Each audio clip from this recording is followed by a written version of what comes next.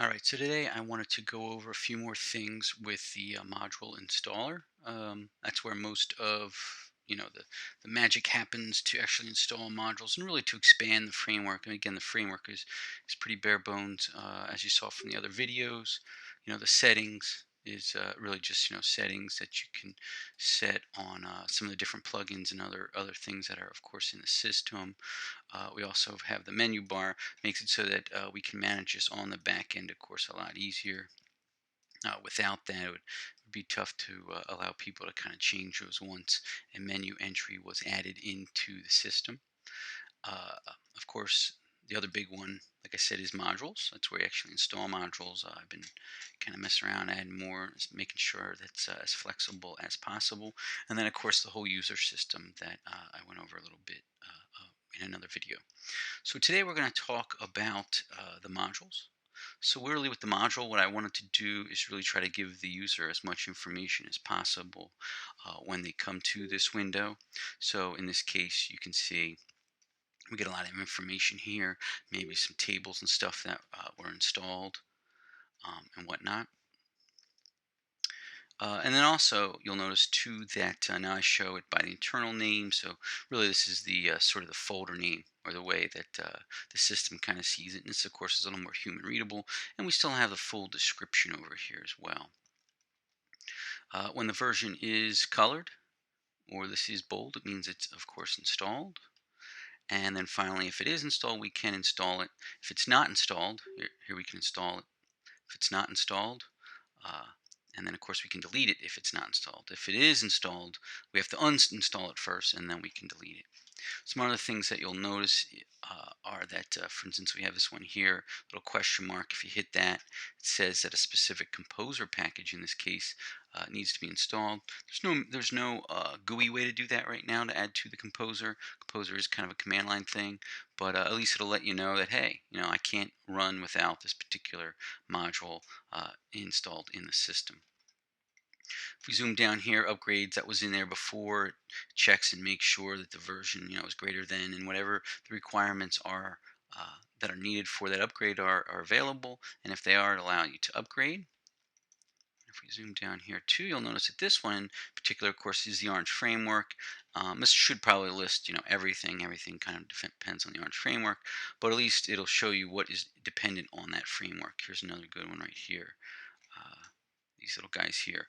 Plugin Myers confirm. Oh, we can't uninstall that. It's installed. It's bold. Okay, this is blue. So we know it's installed, but why can't we uninstall it? Uninstall should be there. So if we click this, the module failed login requires Myers confirm plugin, and the module successful logins requires. So you get a quick, hey, what's going on? Why can't I uninstall this? Because there are dependencies based on some other modules that are out there. Of course, on top of that, so let's go ahead and install this one here called Orange Menu Plus. Now, it's not installed because it's not bold, and we want to install it, but we can't install because we have this little question mark here. Okay, so what's this saying?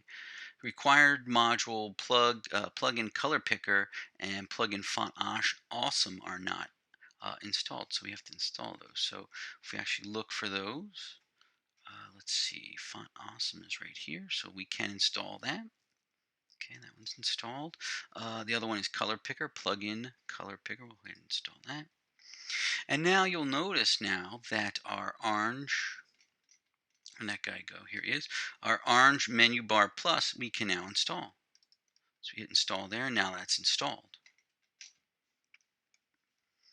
Orange menu bar plus is now installed. And you'll also notice down here on font awesome that we cannot install those. It says, font awesome is required for Orange Menu Bar Plus. So it won't allow us to uninstall those. It actually does some version checking and stuff there. So that's kind of cool too, to make sure that you don't upgrade or at least give you a warning that, hey, 4 or 5 other guys expect version 1. You're trying to install version 2, so on and so forth. Another thing I did, again, to really work on the flexibility of the system. This is the back end. The back end, of course, if you haven't figured it out already, is Bootstrap based. So it makes it real nice to go in and be able to really install some of the other different Bootstrap themes that are in there, whether it's one that you've created or one of the ones that you can get from Bootwatch, for instance, Darkly, Slate, United, so on and so forth. So in this case, you'll see Darkly. We're going to go ahead and install that. And right away, our entire back end, because it is themable, has changed. So now our whole back end matches Darkly. So we can go here into settings. And you'll notice that it also installed a new setting here for menu bar, inverse menu bar. So right now, Darkly by default is blue. But if for some reason you wanted to use the inverse of that, because as you know, Bootstrap has an inverse, it's as simple as that. If for some reason we didn't like that anymore, we could go into Darkly and say, oh, I don't like that. Maybe I want to install a different one. Do we want to install that? Yep, we do. Back to the original.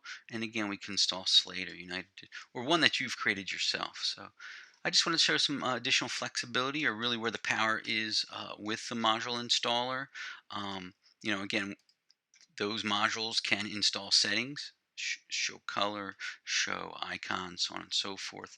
Now that we actually installed the menu bar plus, we actually have these options. So again, it's really neat to be able to show you that, and hopefully I continue to make that as powerful as possible.